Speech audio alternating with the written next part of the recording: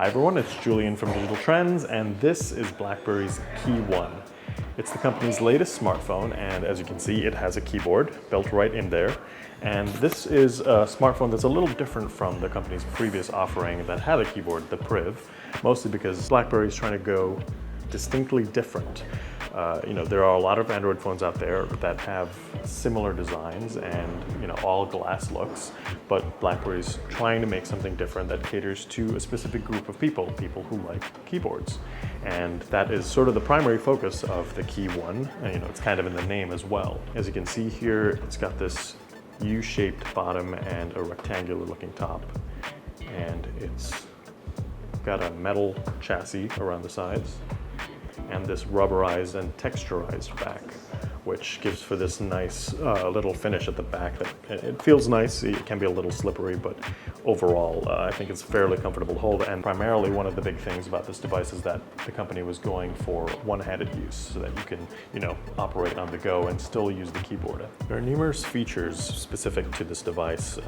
For example, you can use the keyboard as a capacitive touchscreen where you can swipe through home screens, and this also applies to scrolling web pages, so you don't really have to leave fingerprint marks on your screen. And the other really neat thing is that you can customize each key for a specific action. For example, if you long press I, you can set it to open a specific app like Instagram. So we just set it, so let's press and hold I, and there you go, Instagram. You can also set it so that when you press, just single tap it like that, you can quickly open something else. And you can basically add 52 different app shortcuts directly from the keyboard. There's also the convenience key on the side, which you can set to whatever else you want. So for example, this is currently set to Google Voice search, but again, you can just go into settings and customize it to whatever you want. And as you can see, this is running stock Android almost, Android 7.1.1, which is almost the latest version of Android. And it's running a Snapdragon 625 processor, has a 3,505 milliamp hour battery, a USB-C charging port, and the company says the back camera is the same Sony sensor as the Google Pixel. It's 12 megapixels and 8 megapixels on the front. On the left here, you see a power button, and the volume rocker is here on the right, and the SIM tray as well. When you get the device, you'll get the familiar suite of Blackberry apps like Blackberry Hub, BBM, and Detect by Blackberry, which is the security suite to make sure that your app is running, or your device is running perfectly secure, which Blackberry is known for. And interestingly, you can also utilize Android multitasking mode much better on this device than typical Android smartphones. For example, let's open Google Maps, and let's open a messaging app like BBM. And now let's go into Android's multitasking mode, which is you press and hold the overview button.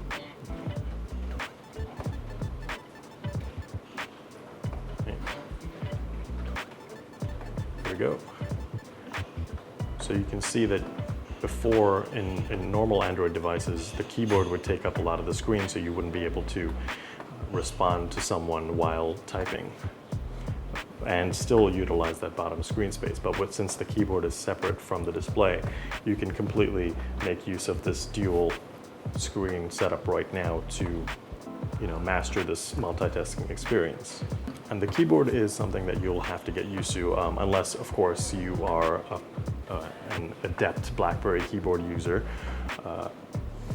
Again, for people that are coming from regular smartphones, this might be a little tricky, particularly for me, but again, this is sort of a personal preference.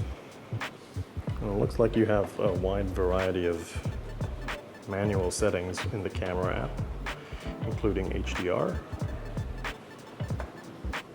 And it looks like it captures the shots pretty quickly. And there's a burst mode as well. Let's take a look at some of those shots.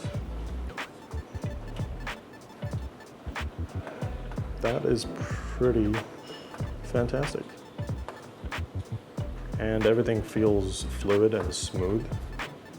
Doesn't seem to be any lag in whatsoever. This software is actually not the final software yet, but the device is going to cost $549, and it's expected to come out sometime in the second quarter, probably around April. And again, BlackBerry is not necessarily targeting the flagship market anymore, like the Priv.